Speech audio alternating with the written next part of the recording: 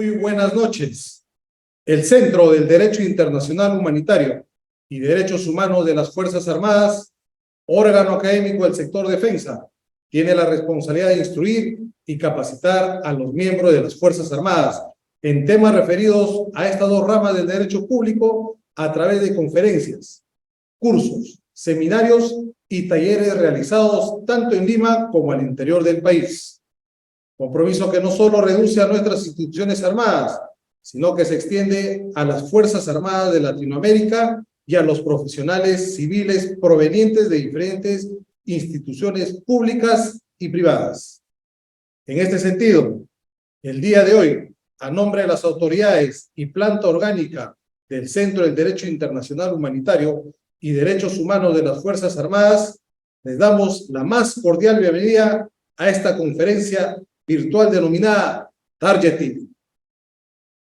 Continuando con el acto protocolar, invitamos al señor Coronel Fuerza Aérea del Perú, Eric Ramírez Valle, director del Centro de Derecho Internacional Humanitario y Derechos Humanos de las Fuerzas Armadas, quien dará las palabras de bienvenida e inauguración del presente seminario.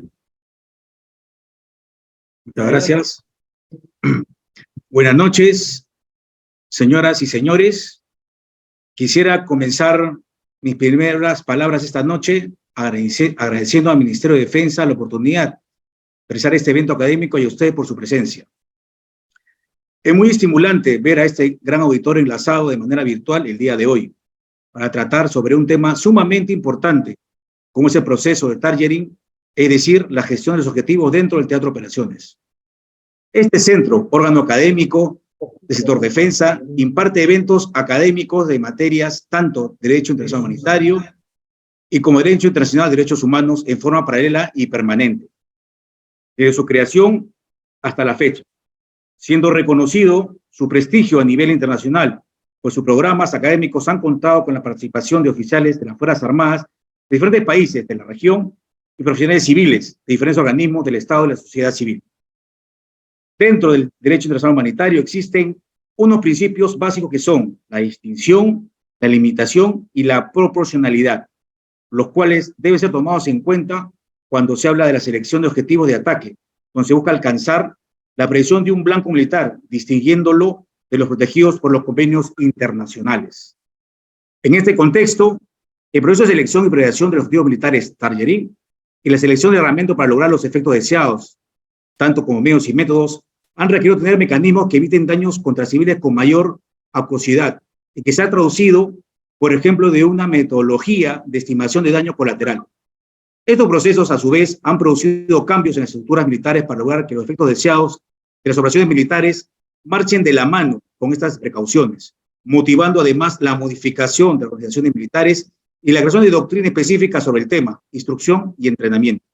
Es por ello que este centro académico ha visto por conveniente presentar a ustedes esta ponencia sobre targeting, donde ustedes podrán conocer de qué trata y su aplicación en las operaciones militares. Es nuestro compromiso llevar ante ustedes diversos seminarios para seguir concientizando a nuestras Fuerzas Armadas de la importancia de la capacitación en temas como he presentado a continuación. Muchas gracias. Muchas gracias, mi coronel. A continuación, presentamos al señor Coronel Ejército del Perú, Johan Rubio Martínez, quien presentará la conferencia sobre targeting. Vamos a conocerlo un poquito más al señor coronel. Recibió su formación militar en la Escuela Militar de Chorrillos. Es actualmente bachiller en Ciencias Militares, egresada de la Escuela Militar de Chorrillos. Tiene maestrías en Ciencias Militares, Planificación Estratégica en la Escuela Superior de Guerra. Asimismo, los diplomados que ostenta el señor coronel tiene en Universidad Marcelino Champañán, Gestión de la Calidad Educativa. Asimismo, tiene participación en congresos, conferencias y convenciones. En enero del 2022, en la Escuela Superior de Guerra, teniendo el curso de capacitación de docentes. Experiencia profesional que cuenta el señor coronel: estuvo en la Escuela Militar de Chorrillos, teniendo a cargo la jefatura de batallón. Estuvo a cargo de la Escuela de Infantería, dando clases de empleo del batallón de infantería motorizado y empleo de un batallón de infantería blindado y empleo de los BTQ. Asimismo, fue docente en la Escuela Superior de Guerra teniendo la asignatura de Arte y Diseño Operacional, Fundamento del Planeamiento Técnico del Estado Mayor, Empleo de las Brigadas Blindadas. Asimismo, compete de 2 idiomas. Uno es el inglés y el quechua. Asimismo, tiene investigaciones y publicaciones.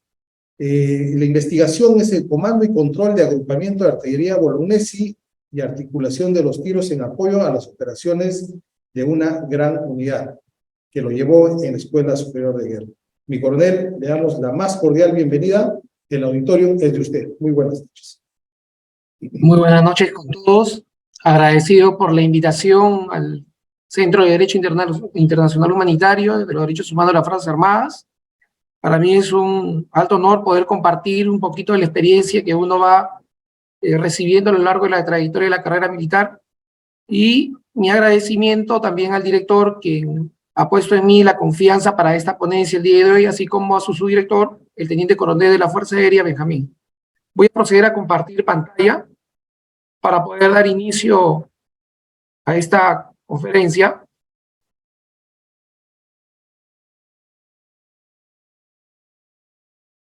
No sé si se puede visualizar. ¿Sí? Sí se visualiza, señor. Perfecto, gracias. Miren, yo quisiera iniciar el targeting primero para podernos encuadrar. Sé que es un tema bastante nuevo en realidad para nosotros. Sin embargo, ya a partir del año 2013 ya figuraba en los manuales de la Fuerza Aérea. Es por ello que es importante considerar un tema que nos va a permitir, sobre todo, enlazar ciertas características propias de este tema, porque se presentan sobre todo en el nivel operacional. Y es ahí donde se obtienen los objetivos para luego sean ejecutados en el nivel táctico, ¿ya? Es ahí donde la ejecución cumple una parte fundamental. Voy a pasar de micro, disculpen. Como pueden ver acá, hay una línea de tiempo en la cual he tenido que considerar para poder enmarcarnos de cómo nace este término y poder ver cómo se ha ido mejorando a raíz de las experiencias que va realizando ciertas fuerzas a lo largo de la experiencia de combate. Es como se forma, pues, la doctrina, ¿no? En base a las experiencias. Entonces, como ustedes pueden visualizar, lo primero que aparece son, en el año 1991, a raíz de la operación Tormenta del Desierto, donde tuvo bastante participación la Fuerza Aérea Norteamericana, porque tuvo una preponderancia muy fuerte, se cumplió el objetivo, y es aquí donde ellos actúan o se da origen a estas operaciones basadas en efectos, ¿ya? ¿Y esto con qué calza? Calza justamente con una parte que ellos ya venían desarrollando como se le denomina revolución de asuntos militares, en donde ellos están viendo transformar el arte militar que ellos venían desarrollando, ¿no? Y en una de ellas, ellos veían o vaticinaban que el poder aéreo podía convertirse en la pieza central de la guerra para el próximo siglo, o sea, hablábamos del siglo XXI, ¿correcto?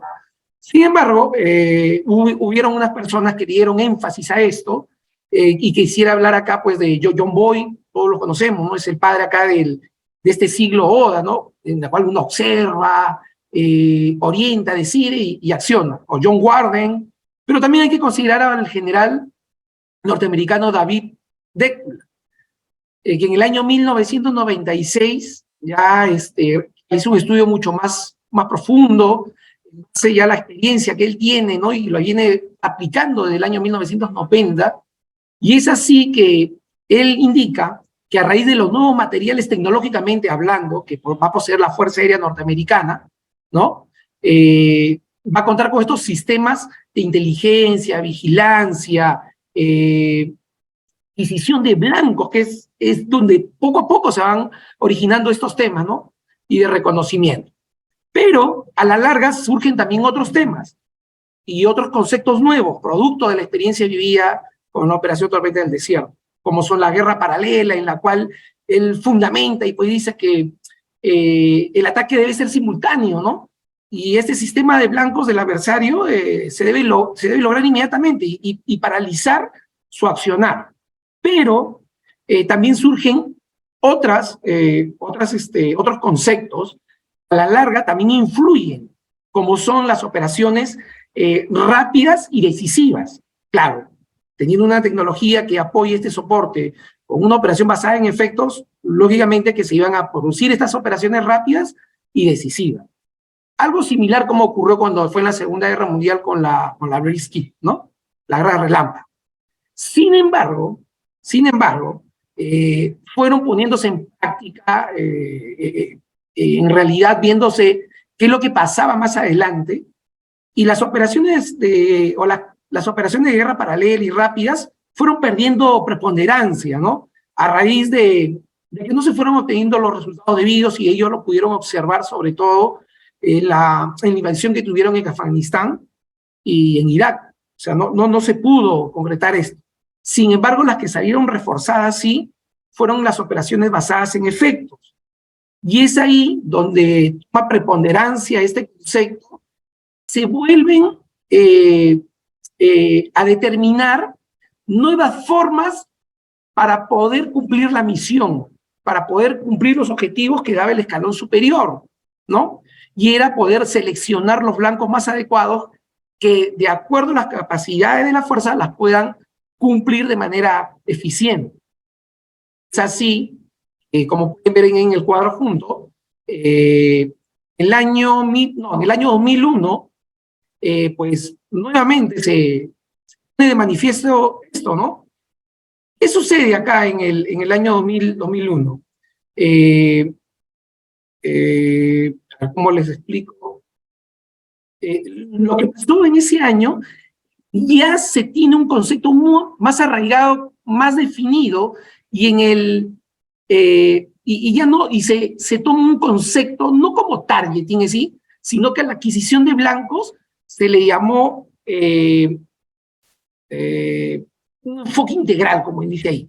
Este enfoque integral fue mutando, fue cambiando, y más adelante ya se le denominó targeting, porque ya se fueron enfocando más a lo que quería uno cuando planeaba, lo que quería el comandante operacional conseguir, y se le denominó adquisición de blancos. Y es ahí donde se define prácticamente lo que era target.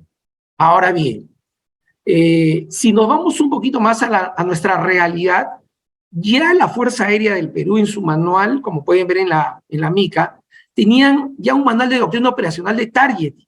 Sin embargo, no se ha venido todavía aplicando en su totalidad, y esto es del año 2013.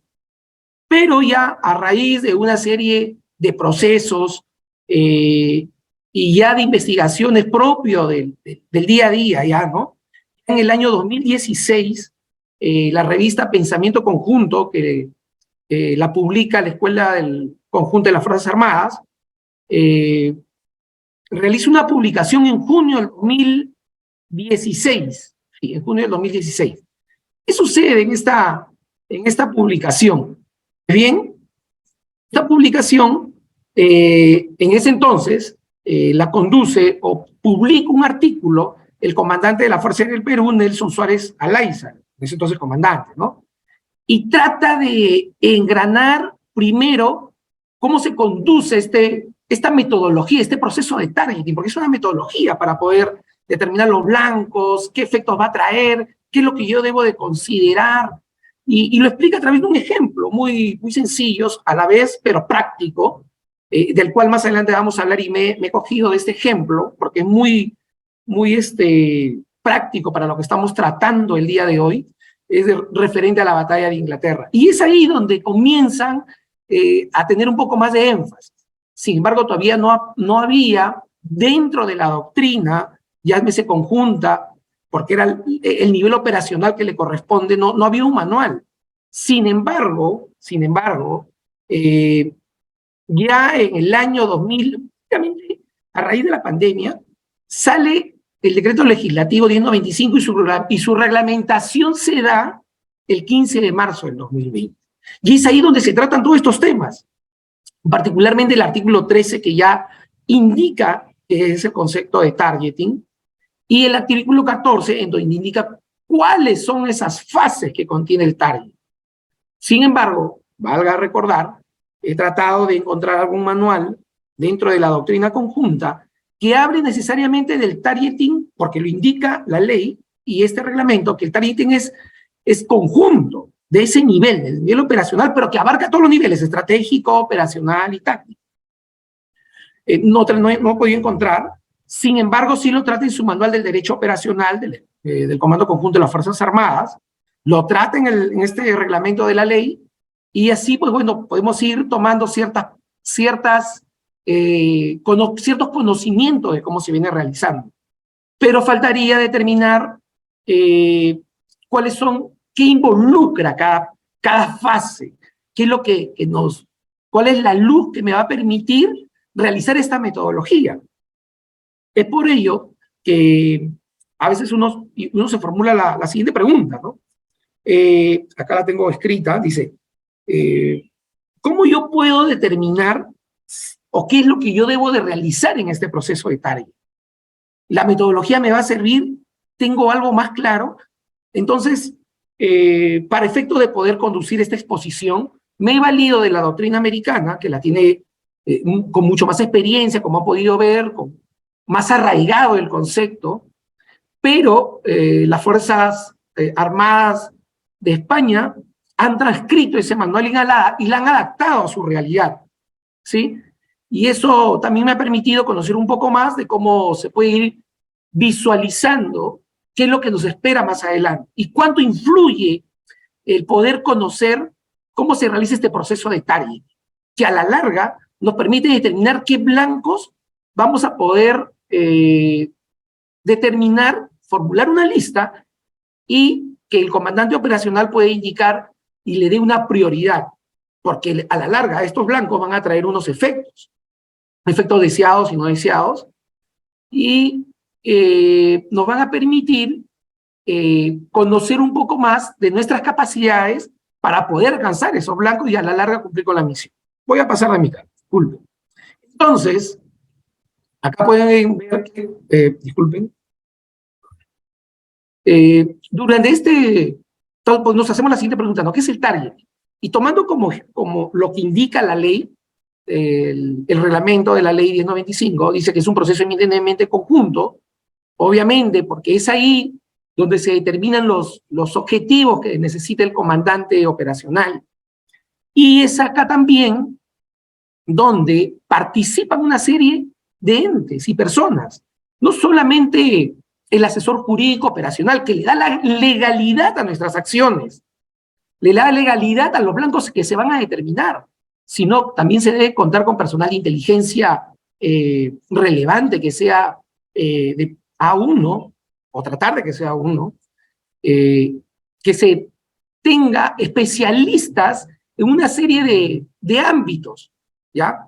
Es por ello que al momento de poder determinar qué blancos se van a hacer, va a pasar esto. Yo tengo que seleccionarlos, luego de seleccionar, priorizo, y luego se deben aprobar estos objetivos militares, que lo va a realizar el comandante operacional, ¿no?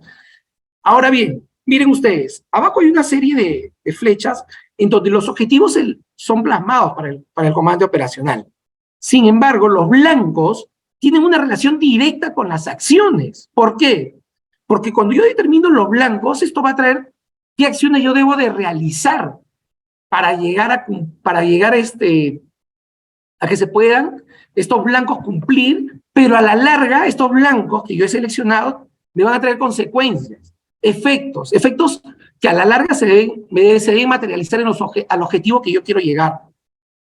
Es por ello que es muy difícil a veces no solamente contar con un equipo de una persona o dos personas o tres, no.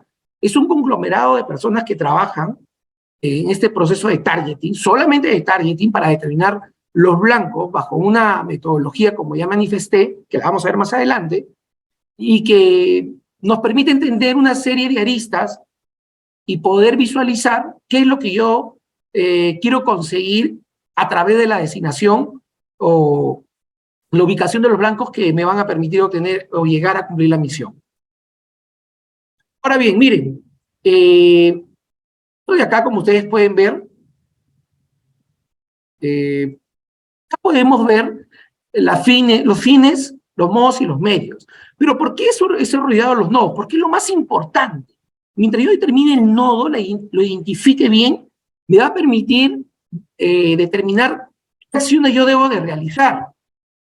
Entonces, bajo estas acciones, yo voy a poder conseguir los efectos y comprender qué es lo que quiero alcanzar.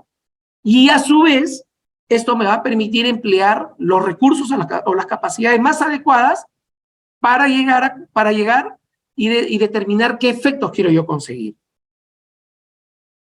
Voy a pasar. Miren ustedes, acá hay algo importante que yo quiero que ustedes conozcan. Disculpen. Ya, listo. Estos efectos están relacionados con los ámbitos dentro del proceso de targeting conjunto, ¿ya? Pero ustedes pueden ver hacia el lado derecho están todos los ámbitos, ¿no? Particularmente los 3 ámbitos que conocemos, que son el terrestre, marítimo y aeroespacial, están relacionados con la parte de los efectos físicos que se van a tener, porque son mucho más fáciles de observar, son más fáciles de ser evaluados y medibles.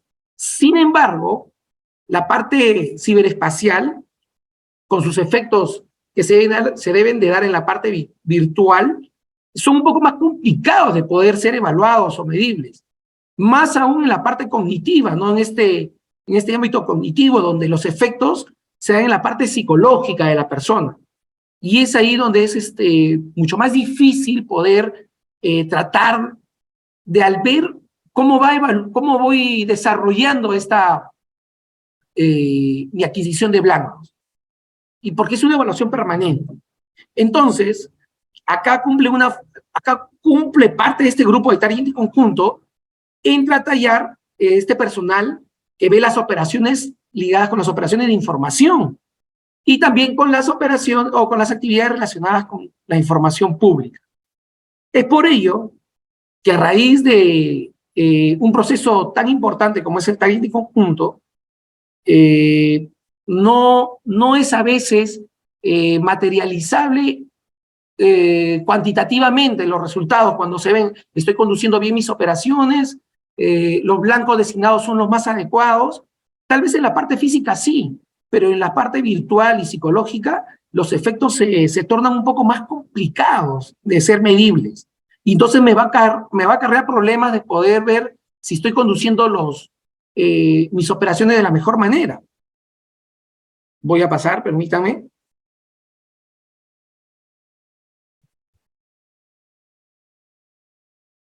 Ahora bien, miren, el targeting cumple 2 funciones importantes, tanto de manera deliberada como de manera no deliberada o no programada, ¿no? Entonces, miren ustedes, acá ustedes pueden ver hacia el lado izquierdo, la parte deliberada son aquellos que ya hemos ido trabajando a raíz de un proceso, la metodología, ¿no? Están planeados los blancos, cuáles blancos son programables, cuáles están disponibles, pero la parte más compleja se va a ir a ese lado donde yo no le he programado, valga la redundancia, ¿no? Sino que son blancos de oportunidad que a raíz, el desarrollo de las operaciones no es estático, es cambiante permanentemente, y puedan presentarse blancos de oportunidad. Entonces es acá donde uno llega a determinar, primero, esos blancos que no son planeados, ¿cómo puedo actuar para que durante la operación o la conducción de la obtención de los objetivos se puedan realizar de la mejor manera?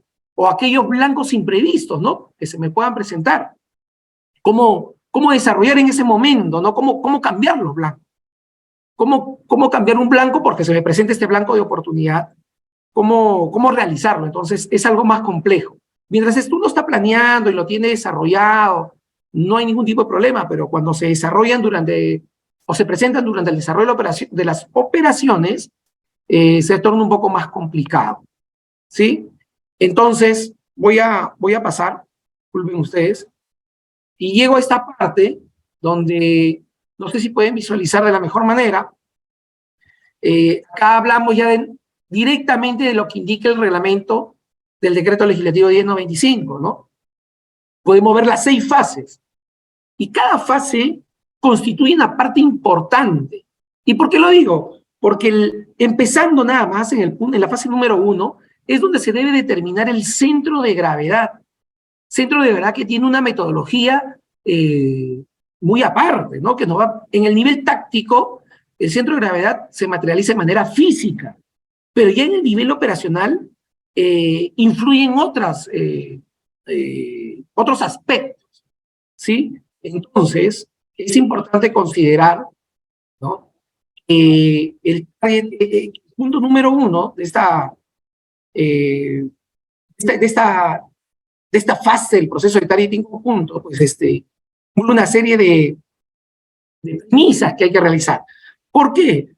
Porque primero uno recibe la guía a nivel estratégico, operacional, que es una síntesis de factores y hechos importantes de la situación actual que se vive. Se establece ahí en esa fase 1 el rumbo del proceso que uno quiere realizar y al final se determina lo que es el centro de gravedad. Y esto nos va a poder permitir tener un enfoque mucho más arraigado, más definido de lo que es el target. Ahora bien, pasamos a la fase número 2. En esta fase debemos de comprender que es como si fuera un examen, un análisis de todos los potenciales blancos que tenemos. Numeramos a todos los blancos que podamos considerar.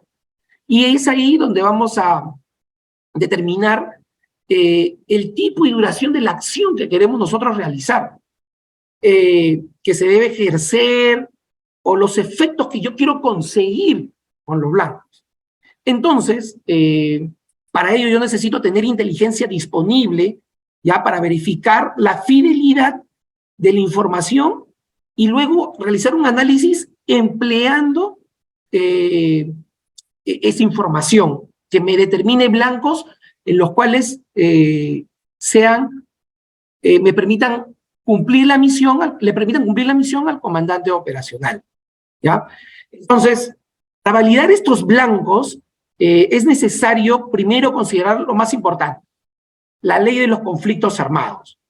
Esa partecita de la ley de los conflictos armados le va a dar la validación al blanco que yo he propuesto, ¿ya? Y finalmente se va a realizar una lista, ¿no?, integrada de todo lo que uno ya ha planteado, ¿sí? Y se priorizan los blancos. Esa priorización yo debo de entregarle al comandante para su respectiva aprobación.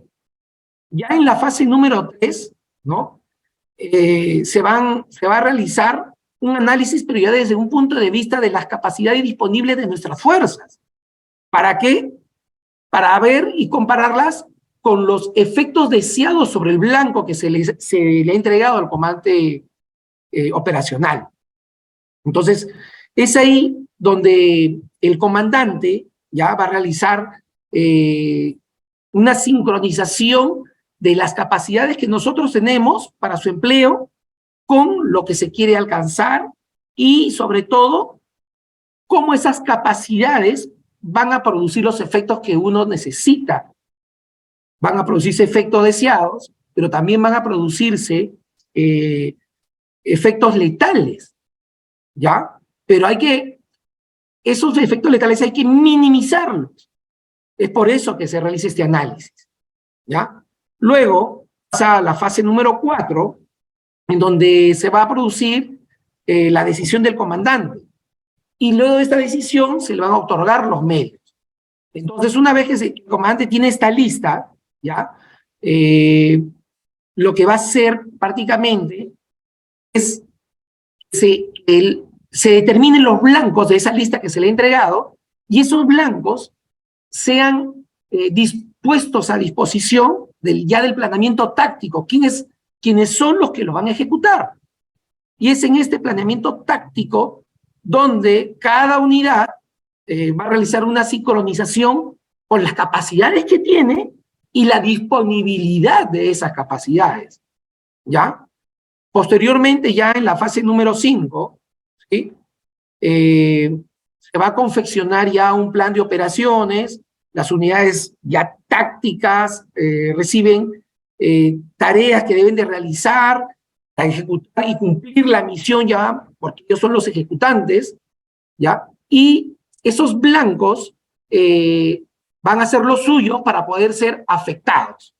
Ellos también van a realizar un proceso mucho más pequeño, pero significativo, lo vamos a ver también más adelante, en los cuales ellos determinan qué efectos van a conseguir, qué efectos desean ser minimizados y, sobre todo, yo sé que se pueden producir daños colaterales, pero mientras esté enmarcado dentro de la legalidad, ¿ya? Y se pueda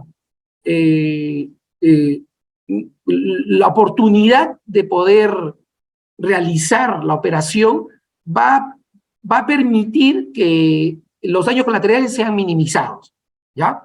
Y por último tenemos la fase 6, esta fase última fase, va a permitir una evaluación efectiva de las operaciones a través de los efectos producidos, ya sobre aquellos blancos que deben ser analizados desde el punto de vista de inteligencia. Pero para eso se deben realizar reconocimientos. ¿Para qué? Para yo más adelante poder permitirme corregir o mejorar la estrategia que se viene empleando. Asimismo, se debe de ver situaciones no esperadas en el comportamiento del adversario. ¿Ya? Es por ello que este proceso, como ustedes pueden ver acá, tiene la legalidad porque figura en esta reglamentación de la ley 1095, pero sobre todo lo que nos falta determinar para conocer un poco más es que existe un manual como lo tiene la Fuerza Armada de España, ¿no? Tiene un manual de targeting conjunto. Entonces, donde explica una serie de pasos, de procesos, donde no solamente interviene, como le manifesté hace un momento, el asesor jurídico operacional, sino también participa, en este caso, una serie de expertos, ¿ya?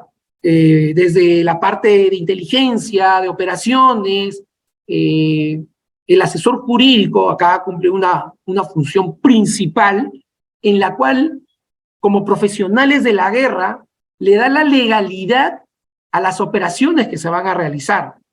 Le da legalidad a los blancos definidos. Y es ahí donde calza perfectamente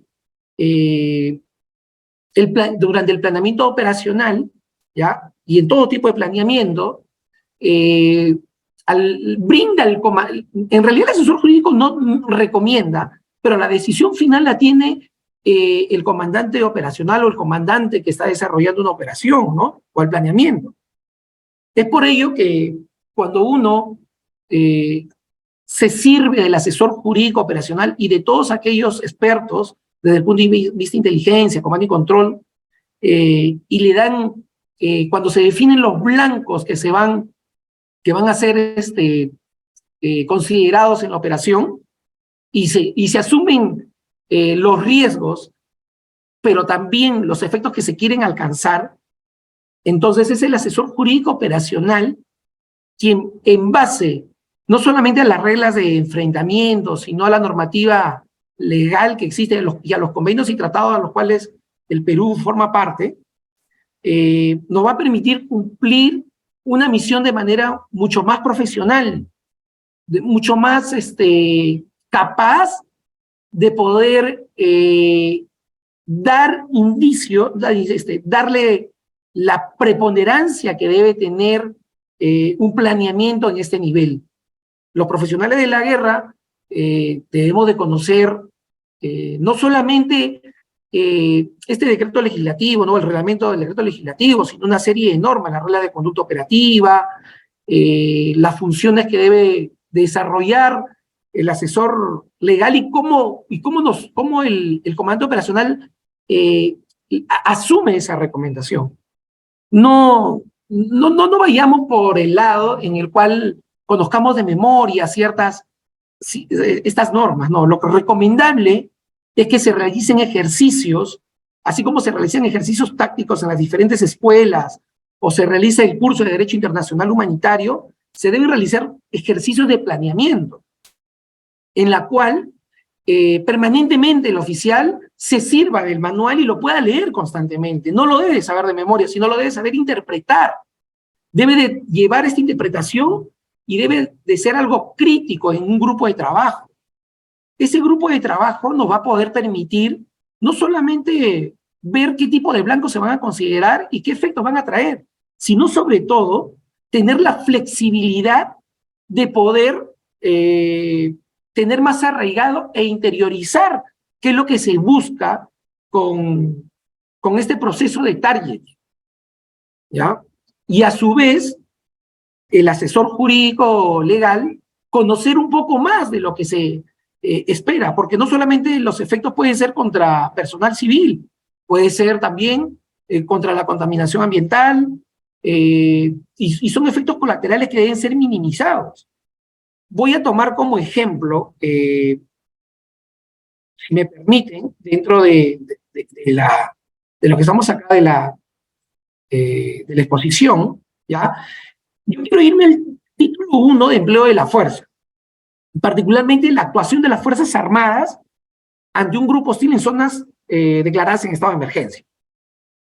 Si ustedes van al artículo 6 donde dice la generalidad de manera, ¿no? La dice de la siguiente manera, ¿no?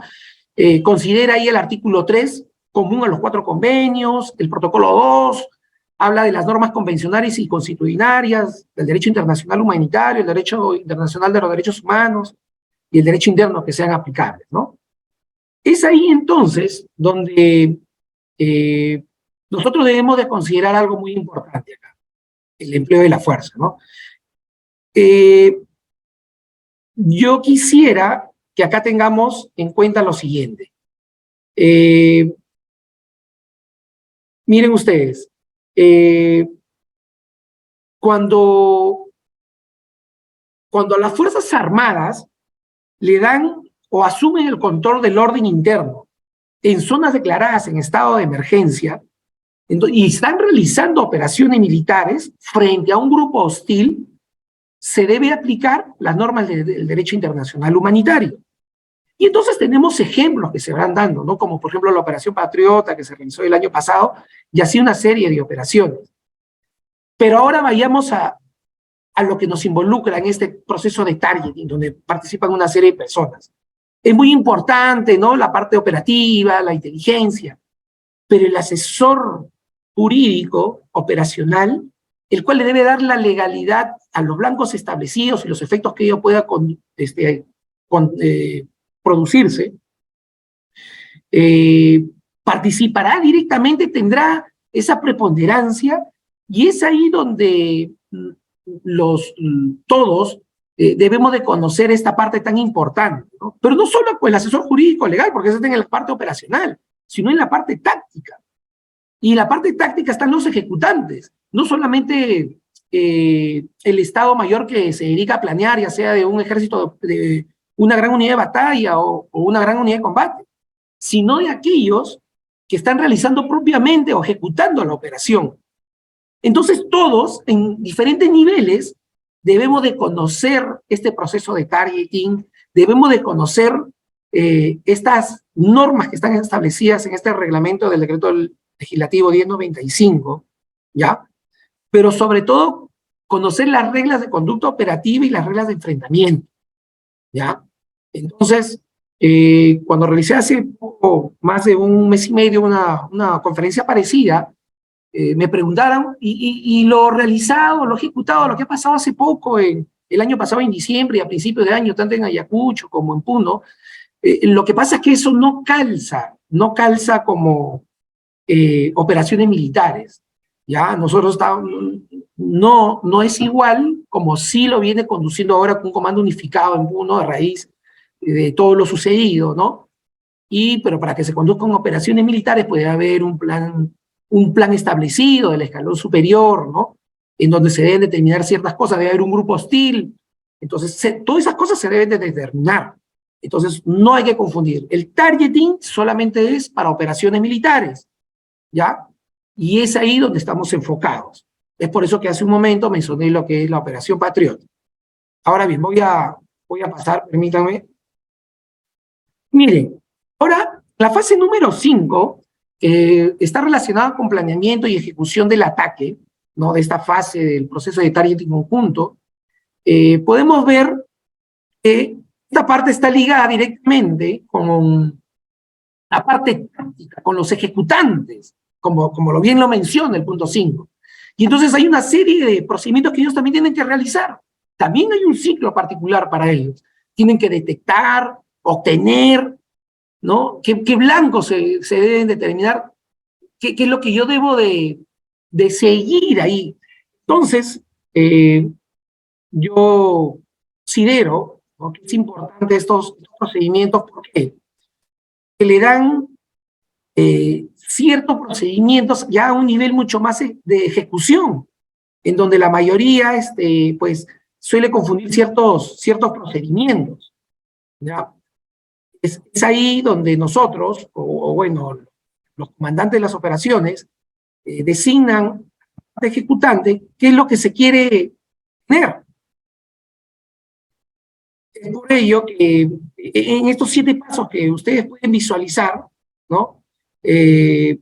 No es que no se hayan establecido concretamente, no se hayan definido anteriormente, sino que cambian, porque la parte operacional es donde se realiza un planeamiento de manera muy general y es donde se determinan centros de gravedad diferentes a los que, como les manifesté en el nivel táctico, donde son mucho más fáciles de ubicar, son mucho más físicos, ¿sí? Entonces, dentro de esto, ustedes pueden ver, ¿no?, que dentro de estos pasos de detectar, por ejemplo, es donde se presentan necesidades adicionales de inteligencia, llamémosle así, que surgen de este ciclo de targeting conjunto, ¿no?, en donde se va a integrar el plan de obtención de inteligencia para detectar la presencia de blancos. Y esto nos va a permitir, una vez detectado, se determine qué blanco es el que requiere mayor énfasis, mayor desarrollo, ¿ya?, para realizar el planeamiento y la ejecución posterior. Luego, ya en la parte de obtener, yo debo de determinar o centrarme en qué sensores disponibles se presentan para identificar y geolocalizar el blanco. O sea, válgase, ubicarlo geográficamente, ¿ya? Y valorar y darle un valor al riesgo inicial que yo le voy a considerar a esta segunda parte de esta fase, que es obtener. Luego ya en la parte número 3, como ustedes pueden visualizar ahí, que es seguir. En este paso, ustedes deben de ver, se debe realizar un seguimiento del blanco. ¿Y de qué trata esto? Debo ya de monitorearlo y ver luego valorarlo, darle una valorización. Para después, ya en el siguiente paso, ver cómo se debe articular y satisfacer esos blancos definidos, ¿sí? Y poder darle a este proceso, a este paso netamente, la aprobación correspondiente. Luego que yo he aprobado esos blancos, voy a ejecutar la acción propiamente dicha, porque ya determiné qué blanco es, ya lo aprobé, ¿no? Y una vez que yo ejecuto la acción, debo de explotar el éxito que voy a obtener, porque obviamente he realizado un procedimiento, sé que voy a conseguir el éxito específico o planeado, ¿no? Exploto esa acción de la mejor manera, pero también al final le debo dar la valoración requerida a la acción. Tal vez no he podido conseguir todos los efectos que en un inicio consideré pertinentes. De repente en esa valoración he cometido o no se han cumplido ciertos procedimientos que me van a permitir mejorar más adelante. Y es por eso que en este nivel táctico está relacionado con blancos más físicos y los efectos son mucho más fáciles de determinar. Y a la larga, pues bueno, estos efectos me van a determinar o voy a determinar qué es lo que yo debo de realizar para mitigar aquellos efectos que no deseo que se produzcan. Acá, como pueden ver ustedes, este es un grupo de trabajo de targeting conjunto, ¿ya? Pero este no es de nosotros, no es nuestra doctrina, la he tomado de la doctrina de las Fuerzas Armadas de España. Y pueden ver está en inglés, pero hay una serie de personas que participan en este grupo de trabajo. Una de ellas es de reglas de enfrentamiento, otros son los mandos de los componentes, ¿no? Hay un jefe de targeting conjunto de operaciones, de inteligencia, de los planes. Entonces todos ellos lo han considerado de esa manera. Sería indispensable que se realice un estudio en un nivel mucho más ya específico, en donde se puede determinar, el asesor jurídico operacional puede determinar con quién más necesitaría pues, realizar este trabajo, ¿no? De repente necesitaría el personal de inteligencia que conozca de operaciones acerca, que conozca mejor al enemigo, ¿no? Qué blancos pueden determinar para yo cumplir la misión. Y así una serie de procedimientos o de personas que nos permitirían poder cumplir o realizar un mejor trabajo de target. Poder determinar blancos o esos blancos me permitan a la larga que el comandante operacional pueda cumplir con los objetivos del escalón superior. ¿Sí?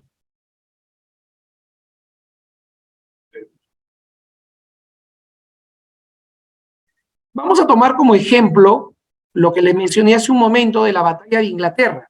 Vamos con el paso número 1, donde dice formulación de los objetivos, guías e intención del comandante. Aquí, como ustedes pueden visualizar, voy a mover eso, ¿no? Como ustedes pueden ver,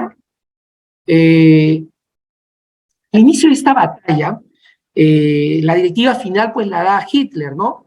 Y le dan el nombre de León Marino a esta operación. Entonces el alto mando alemán, ¿qué hace? La hace suya, ¿ya?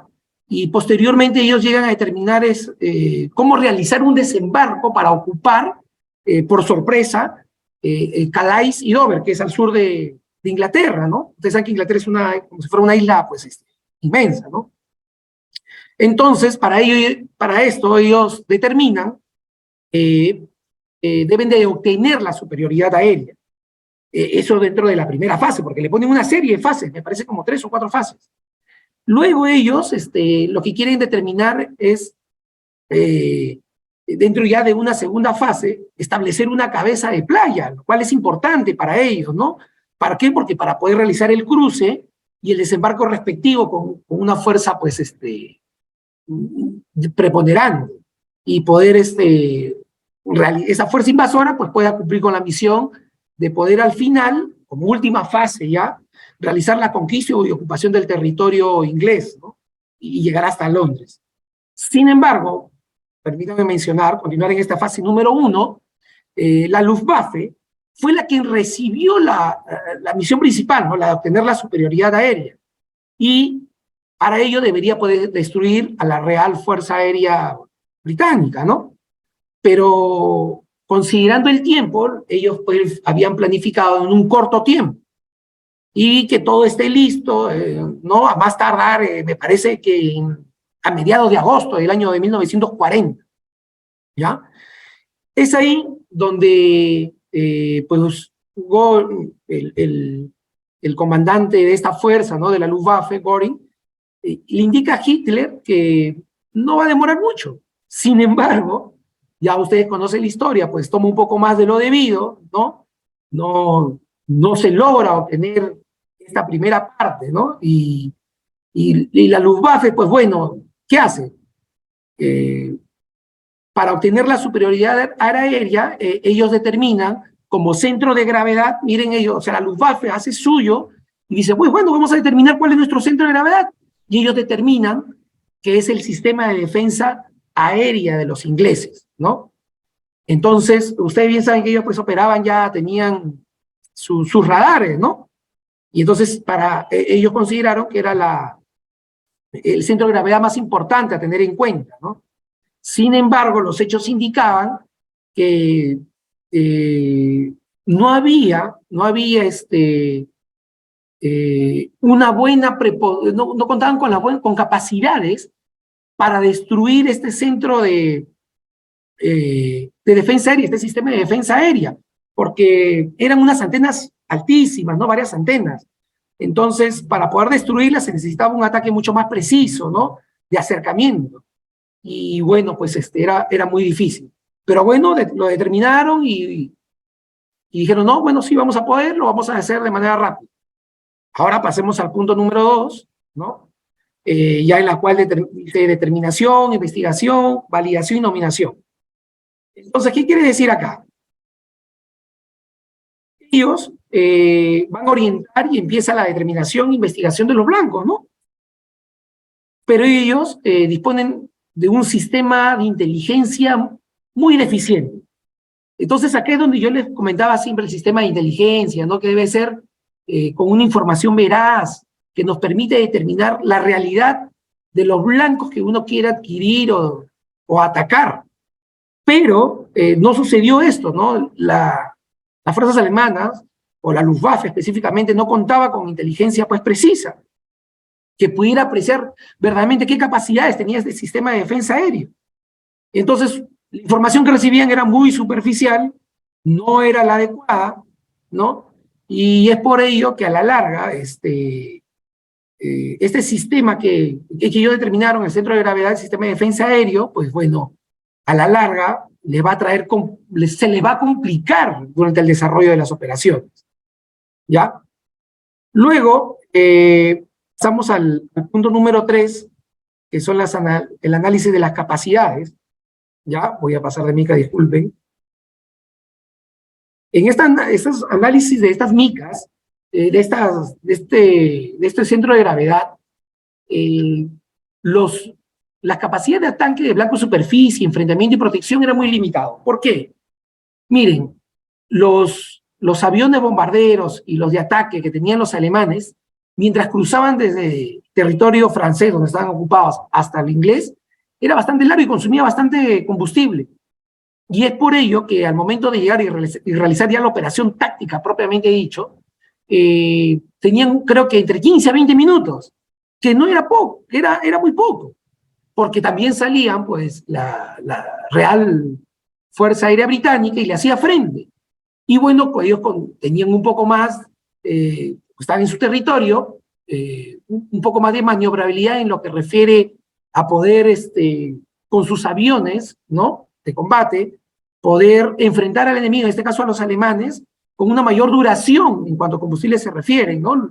Y entonces se enganchaban en un combate aéreo los alemanes, pero inmediatamente tenían que salir de ahí. Y es acá donde para bombardear ciertos puntos no les quedaba muy claro a los alemanes. Y es así como se fueron prolongando, ¿ya? Y a medida que se seguían enfrentando, mejoraban las técnicas y las tácticas de la Real Fuerza Aérea Británica. Porque ustedes bien recordarán, ya la Luftwaffe venía de una experiencia, pero venía de una experiencia mucho más táctica, con operaciones terrestres, ¿no? Se desarrolló la guerra relámpago con los tanques, ¿no? La Blitzkrieg, pero a la larga ellos participaban también porque le daban la protección aérea. Pero era algo muy corto, ¿no? Muy cercano, a comparación de lo que tenían que realizar. Y es ahí donde el proceso de poder realizar estas operaciones demandaba hasta 5 salidas diarias. Entonces, imagínense, los pilotos terminaban bastante exhaustos, a veces los combates eran diarios, y realizar misiones o 5 misiones al día desgastaba no solamente a los pilotos de la Real Fuerza Aérea Británica, sino a las propias fuerzas alemanes. Más aún si no se cumplía un plazo determinadamente corto y se prolongó más de lo determinado. Ahora bien, pasemos a la siguiente fase. Lo que corresponde a decisión del comandante y asignación de medios para ejecutar el ataque. Miren ustedes. Ellos, como les mencioné anteriormente, visualizaron 3 fases. La fase 1, que era obtener la superioridad aérea en el sur de Inglaterra, ¿sí? La fase 2, que era neutralizar a la Royal Navy, que era la fuerza naval de los ingleses, ¿no? Neutralizarlos totalmente, Y la fase 3, destruir la infraestructura naval. Pero ¿qué pasaba acá con todo esto? Las condiciones meteorológicas también jugaban un papel importante. Y, como ustedes saben, a veces en Inglaterra, pues, ¿no? Se hacía bastante, la neblina era bastante densa, entonces ya no se podían identificar de la mejor manera la infraestructura naval, o los centros donde se producían estas aeronaves, ¿no? Si bien es cierto, se veía disminuir el accionar en cuanto a efectivo de aeronaves de los alemanes, también venían a sufrir, también se veían disminuidos en cuanto al número de aeronaves destruidas desde el punto de vista inglés. Entonces, todo esto, ellos visualizaron que podían cumplir la misión, pero a la larga no se dio, ¿ya? No se dio porque se presentaron una serie de particularidades. Primero, que la Luftwaffe y Hitler, pues no, las fuerzas alemanas, los mandos, no consideraron que la Real Fuerza Aérea Británica pudiese llegar y atacar Berlín, como sucedió, lo cual exasperó a Hitler y por ende pues a los comandos alemanes. Y comenzó nuevamente una particularidad muy importante acá. Ya lo que había empezado en agosto se fue prolongando y duró hasta finales de octubre, con fuerzas totalmente desgastadas. No hubo una buena apreciación en cuanto a los blancos que se debían de definir. Y es aquí donde el planeamiento y ejecución del ataque se prolongó demasiado, como ustedes pueden ver ahí. 4 periodos, de julio a octubre de 1940. ¿Por qué digo esto? Miren ustedes, el primer periodo más o menos se da entre el 10 de julio a la quincena de agosto. Ya está bien, se cumplió, se derribaron ciertos aviones de caza ingleses, pero más nada.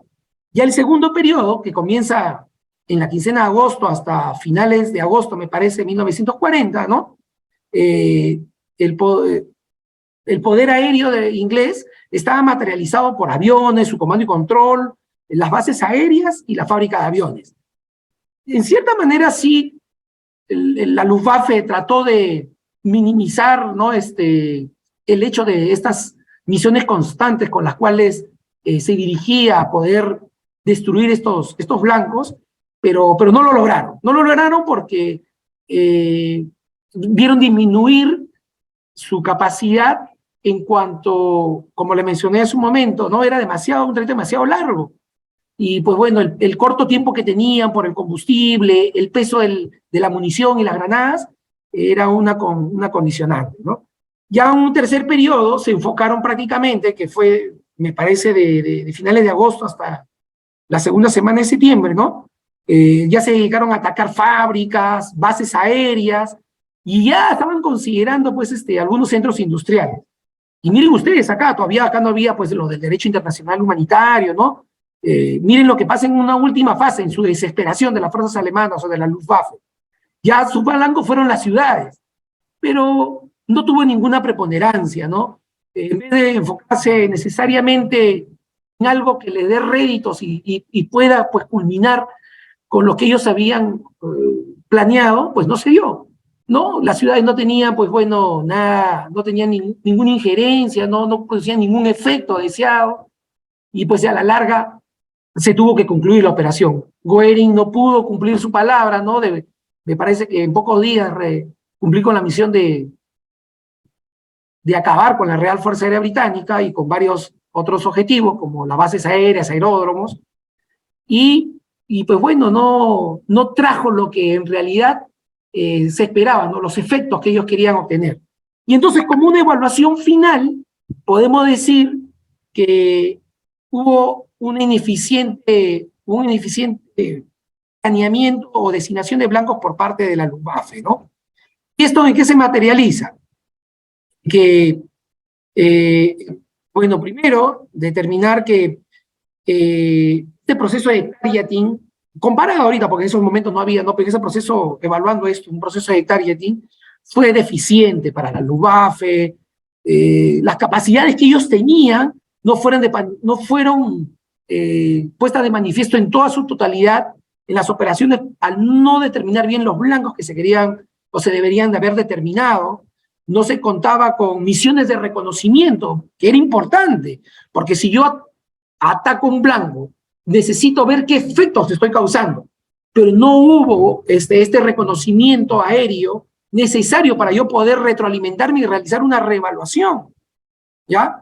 Y entonces esto implicaba que cuando yo quisiera realizar esto, salían inmediatamente los cazas ingleses y con tiempo, porque ellos se servían de su sistema de defensa aéreo de los radares, y antes de que lleguen a territorio inglés, ya salía la Real Fuerza Aérea Británica y diezmaba a las fuerzas aéreas alemanas, pues, ¿no?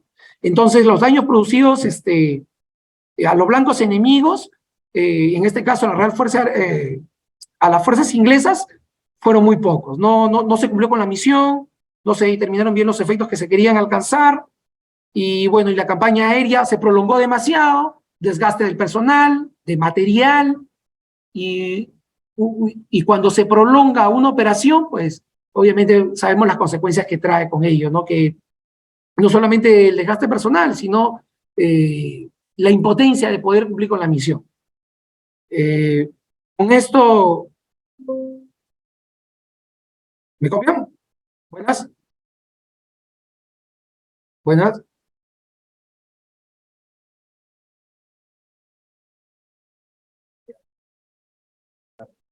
Buenas. Sí, mi coronel. Sí me copian, ¿no? Disculpen, Sí, se escucha muy bien. No se preocupe. Bueno, yo estoy dispuesto a escuchar. Yo le agradezco primero al Centro de Derecho Internacional Humanitario y Derechos Humanos de las Fuerzas Armadas. Espero que en un periodo muy corto de tiempo, sé que a veces no es muy factible tratar de abarcar un tema tan importante como es el targeting, pero sobre todo considerar la parte importante que juega ahora en nuestra realidad, y la vemos al asesor jurídico operacional, conocer las normas de enfrentamiento, conocer qué, como profesionales de la guerra, como profesionales militares, qué es lo que involucra un tema tan delicado como es el targeting y todo este proceso y metodología que debemos tenerlo en cuenta, pero sobre todo considerar este reglamento del decreto legislativo 1095, que ya es un primer inicio y que nos puede llevar a poder conocer mucho más de las responsabilidades que tenemos, de aquello que nos avala en el desarrollo de nuestras competencias, y poder darle legalidad a las operaciones militares. Quiero agradecer también al señor director, al señor subdirector del Centro de Derecho Internacional Humanitario, al coronel Roca Arquiaga, quien siempre comparto con él varias experiencias y me incita a poder mejorar siempre, y le agradezco por sus conocimientos con los cuales me ha brindado, y a todos ustedes por estar presentes en esta conferencia. Muchas gracias.